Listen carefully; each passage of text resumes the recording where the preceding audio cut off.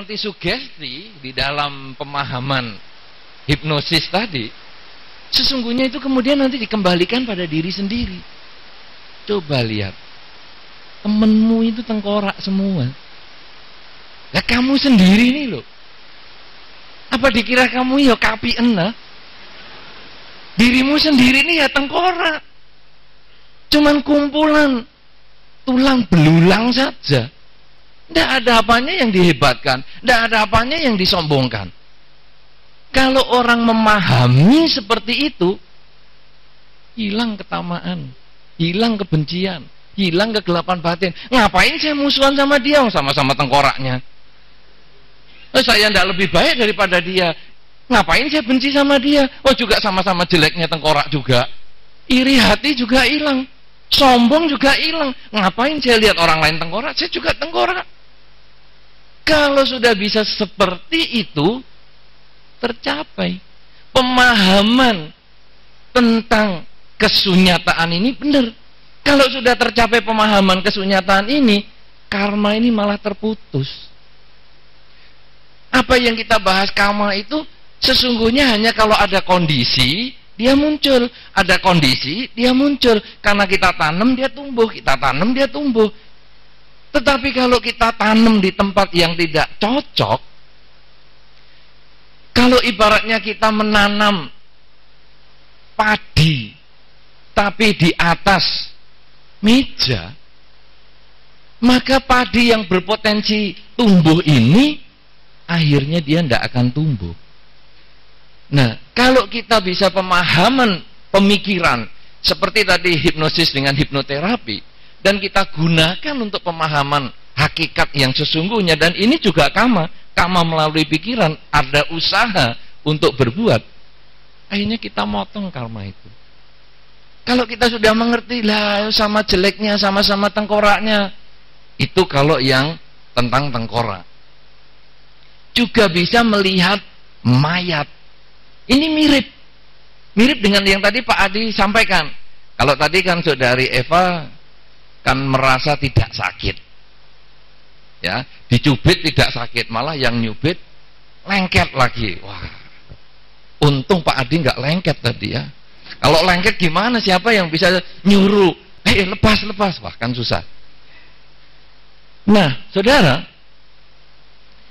objek mayat itu kadang kita bisa lihat mayat sungguhan. Kalau di beberapa negara Buddhis, kita pergi ke rumah sakit, kita lihat mayat. Tapi tidak usahlah jauh-jauh, lihat dirinya ini loh. Kemudian kita sugesti tangan mayat. Ini mayat, tidak bisa digerakkan, kaku, berbau, biru, berbelatung, busuknya membuka.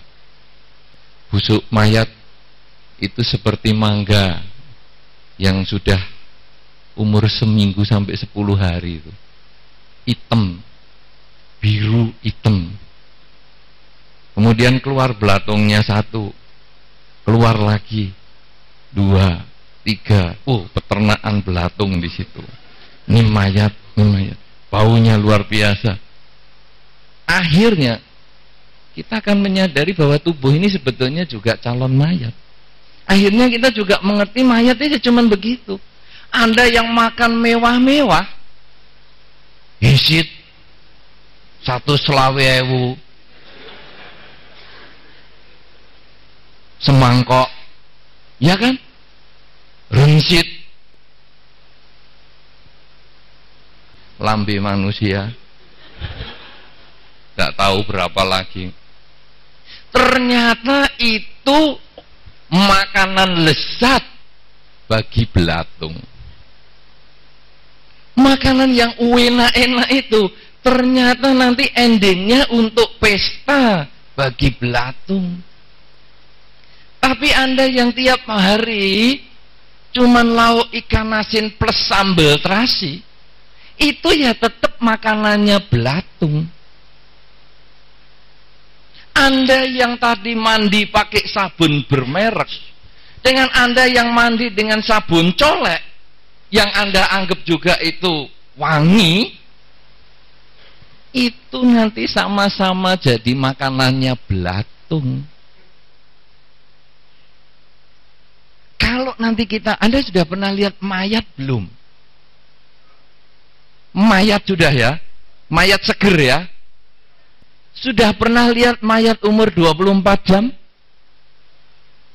Sudah. Mayat umur 24 jam, ini ada yang kedokteran loh. Oh, ini ibu dokter ini. Mayat umur 28 jam pertama, itu ada yang disebut dengan lebam mayat. Dia nanti bagian yang diletakkan, itu mulai biru. Jadi, lebam mayat tidak dimulai dari yang tidak diletakkan. Misalnya dia diletakkan telentang, dadanya tidak lebam mayat, tapi bagian belakang sini. Itu persis seperti kalau Anda punya pisang Ambon, pisang emas, pisang raja, Anda letakkan di tempat buah, kemudian kan ada yang keluar loh dari pinggir pisang itu kan busuk duluan loh. Ya, Anda meletakkan apel, letak kayak gitu aja. Nanti yang terkena di paling bawah, itu yang busuk duluan. Nah, itu lebam mayat juga muncul 8 jam. Kemudian nanti, 24 jam mulai semua kelihatan sudah biru. Ya, nah beberapa orang yang nanti terkena penyakit, darah mulai keluar dari mulut, dari hidung, dari kuping. Mulai keluar. Itu kalau dibiarkan kira-kira 3 hari itu baru mulai semua. Yang tadi lebam mayat cuman biru biasa itu atau agak kehitam-hitaman, itu hitam sekali, seperti yang tadi saya ceritakan, seperti mangga yang sudah busuk. Anda harus tetap mendengarkan saya terangkan ini, karena ini Anda akan alami semua. Jangan takut. Ya kan harus saya sugesti juga loh Anda. Kalau tidak, aku lebih baik dengarkan iPod aja. Jangan, ini harus saya sugesti juga. Kemudian, nanti kalau dibiarkan 3 hari itu sudah mulai biru tua, hitam begitu, 7 hari, pipi ini loh, peluk, keluar belatungnya. Jadi pipi Anda yang dilus-lus tiap hari, dibedai, di apalagi dikasih lotion inilah atau dikasih berbagai macam perlengkapan, itu bagi belatung makanan lezat sekali. Tapi kalau pipi Anda cemur, Anda tidak pernah rawat, waduh, belatung makan pipi Anda butuh perjuangan keras. Dia pikir iki wong kok atau dirawat ini pipinya. Tapi kalau biasa Anda lus-lus, wah dibedai foundation dia, waduh belatungnya senang sekali. Aduh ini lezat banget. Peluk, keluar. Kemudian dari hidung ini juga keluar belatungnya. Terus nanti bibir juga. Karena ini yang gembuk-gembuk ini yang saya sebut tadi, rensit tadi. Itu belatung yang suka. Anda hidup, hisit, mati, rensit. Ini dimakan enak tenan. Menurut si belatung. Kalau nanti Anda ingat kelahiran lampau pernah jadi belatung, itulah makan. Nah, saudara-saudara, terus begitu. Nanti sampai dia lepas semua. Nanti bibirnya ini sudah habis, dia tinggal giginya. Pipinya habis, tinggal kelihatan giginya. Nanti lama-lama yang habis itu di daerah antara perbatasan rambut dengan kulit muka ini. Nanti rambutnya dia bisa copot ke belakang dan seterusnya itu pokoknya seru banget lah. Cuman apa yang mau saya tekankan di sini, pada saat kita mengamati diri kita seperti itu, bahwa saya ini seperti mayat, kita lalu melihat yang lain itu juga mayat. Lalu kita juga menyadari, untuk apa saya iri hati dengan orang yang sesama mayat, walaupun sekarang belum. Ketika melihat orang yang sombong, ayah, kamu ngapain sombong-sombong? Sebentar lagi juga dimakan belatung. Apanya yang harus disombongkan? Tidak ada iri hati di dalam diri kita. Pada saat ini kita bisa potong di situ. Lalu batin kita menjadi tenang. Melihat yang sukses kita tidak terlalu jengkel. Melihat orang yang menjengkelkan ya tidak juga emosi kita terbawa.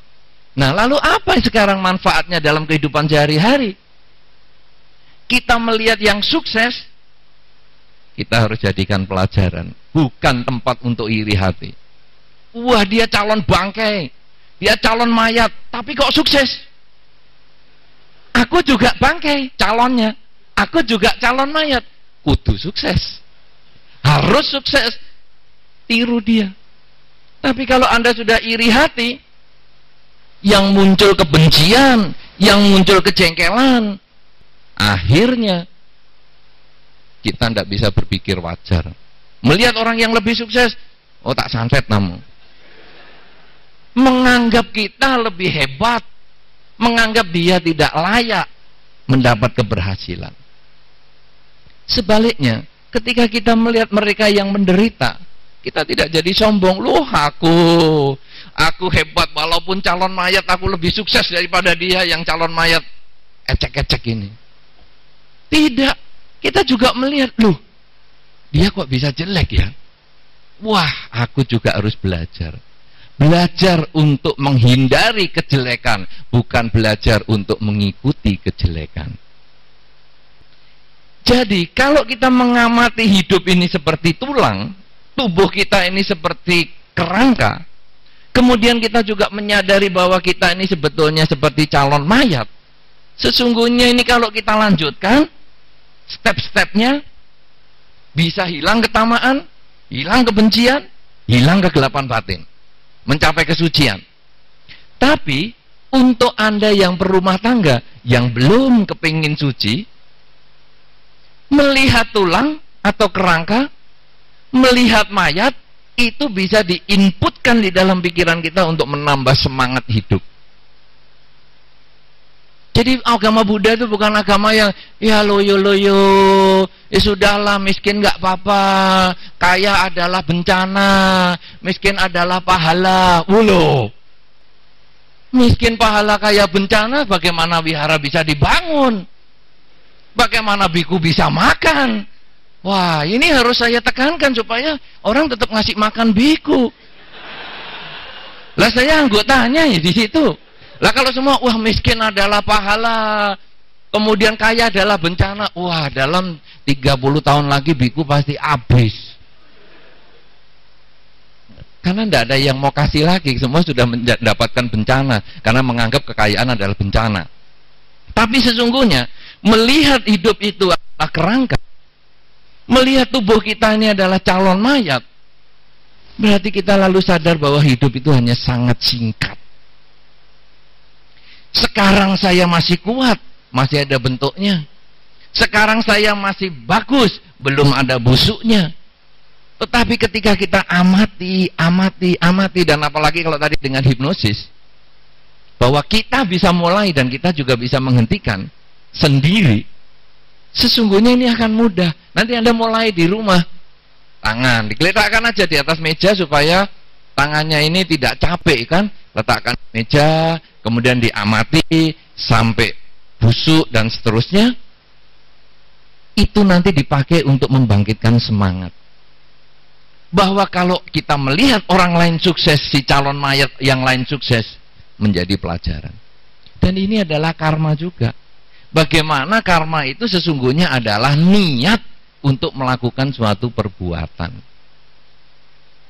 Karena setiap perbuatan di dalam karma itu yang ada niat. Kalau perbuatan yang tidak pakai niat disebut kecelakaan, tidak disengaja, bukan karma. Ya. Nah, oleh karena itu saudara, hipnosis, hipnoterapi, apa hubungannya dengan karma? Kalau saya melihat semua adalah pengolahan pikiran. Dan pengolahan pikiran ini netral. Karma yang saya maksudkan di sini sempit, yaitu karma dalam arti niat untuk melakukan sesuatu khususnya dengan pikiran. Ini dalam arti yang sempit, sesungguhnya itu untuk memperbaiki diri kita. Dan karma berarti adalah satu perbuatan yang harus kita lakukan. Kalau Anda ingin sukses, Anda harus memprogram pikiran Anda. Dan itu juga karma Anda. Aku pengen sukses, aku harus sukses, aku harus sukses. Tapi harus bekerja ya. Jangan cuman aku harus sukses, aku harus sukses. Tapi sambil duduk-duduk, berbaring, sambil main PS3, tidak ada gunanya. Ya, tapi Anda harus sukses juga dibarengi dengan perjuangan, baru bisa. Sama dengan orang yang meditasi tadi. Aduh, kesemutan, tahan, pasti hilang, tahan, pasti hilang. Beberapa hari dia berjuang. Kalau di dalam teknik tadi dikatakan ada latihan yang intensif untuk hal ini, latihan, akhirnya hilang sungguhan. Dan beberapa orang dengan kekuatan meditasi ini yang sekarang kita bisa mengerti bahwa itu sebetulnya juga sedikit seperti auto hipnoterapi. Beberapa orang mengatakan, Bante, pernah satu ketika saya sakit perut. Saya lupa bawa obat karena saya tidak mengira bahwa saya sakit perut di masa meditasi seperti ini. Saya hanya amati aja. Sadari, sakit banget, tambah sakit, nemen sakit, melungker, tapi hilang. Apa itu? Puncak sakit, tidak sakit. Puncak tidak sakit, sakit. Apa itu maksudnya? Di dunia ini kan cuma dua hal toh. Hanya saling berujung-ujungan aja, ini yang disebut dualisme kan. Sakit, puncak sakit, ujungnya mesti sehat. Sehat, ujungnya sakit. Makanya di dalam konsep Buddhis, ini kalau kita menyinggung sedikit sesuatu hal yang lain, ada dan tidak ada itu bagaimana? Ini sulit. Karena kalau kita ngomong, oh ini ada, puncak ada, itu tidak ada. Puncak tidak ada, itu ada. Ini sesungguhnya adalah konsep dualisme yang biasa sekali. Nah, pada saat orang sedang meditasi, sakit tahan, lepas dia, lewat. Demikian pula di dalam kehidupan kita sehari-hari. Ketika kita sedang berjuang, kita memprogram pikiran kita, harus bisa. Kok gagal? Belajar lagi. Orang lain kok sukses? Belajar lagi. Menjadikan dia sebagai pelajaran. Kita akan berhasil, dan inilah karma. Ya, oleh karena itu saudara-saudara, semua memang dimulai dari pikiran. Saya cocok sekali apa yang dibukakan oleh Pak Adi tadi, di sana cukup bagus. Dengan begini kan saya tidak perlu membawa komputer, karena apa yang mau saya sampaikan kan sudah di situ, tinggal saya mengulang aja bahwa pikiran pelopor segalanya. Betul sekali. Dimulai dari pikiran. Kalau Anda sudah waktu meditasi, ayo meditasi 15 jam. Aduh, 15 jam enggak bisa. Itu nanti hari ketiga biasanya sudah suruh pulang. Tapi kalau 15 jam, ayo coba. Tak lakonane itu mesti bertahan. Kenapa? Karena dia sudah menyuntik dirinya, dia sudah memprogram dirinya, aku bisa, aku harus bisa. Dan ini kekuatan karma. Hipnosis yang tadi disampaikan, itu sesungguhnya adalah yang salah satu saja penggunaan pikiran. Yang tadi sudah saya sampaikan sedikit, auto hipnoterapis. Itu ada, wah sakit perut, tahan, sakit gigi, tahan. Memang bisa. Dan ini sesungguhnya di dalam konsep Buddhis, bagaimana kita mengendalikan pikiran, dan pikiran itu sesungguhnya adalah karma juga, yaitu niat yang kita lakukan. Ya, oleh karena itu saudara-saudara, apa yang kita mau sampaikan di sini, bahwa sesungguhnya kita bisa menjadikan diri kita ini sebagai satu bentuk pemahaman. Satu, misalnya melihat tubuh kita sesungguhnya tidak kekal, kerangka atau mayat. Mumpung kita masih kuat, mumpung kita masih sehat, ayo kita program dengan baik. Semoga semua makhluk bahagia. Itu juga program. Masukkan semoga semua makhluk bahagia, semoga semua makhluk bahagia. Terus sehingga nanti di bawah sadar kita itu isinya semoga semua makhluk bahagia.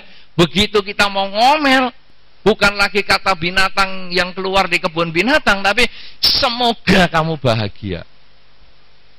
Ada yang sudah bisa begitu? Ketika marah yang keluar semoga semua makhluk bahagia?